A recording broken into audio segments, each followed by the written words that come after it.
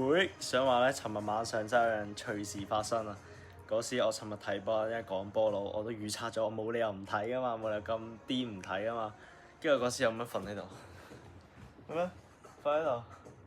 嗰時係咁樣瞓喺度啦，係半場嘅時候，因為上半場咧睇到有啲眼瞓啊。認真講，雖然打交係幾好睇嘅，但係我嗰下一瞓落去，搞唔掂，好舒服，瞓着咗咁樣。跟住，alright，瞓着咗啊！跟住一起身係望咩畫面咧？係望到呢個畫面。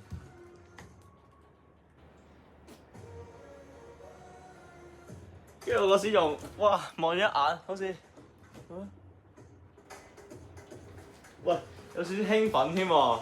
點解我有少少興奮咧？喂，英格蘭喎晉級咗咁樣。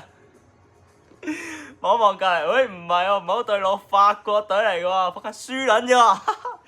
我心諗冇理由啊，明明上半場打得幾好㗎，唉真係嗰時起身都唔知6點零，日日播首垃圾歌，跟住alright，就咁輸咯。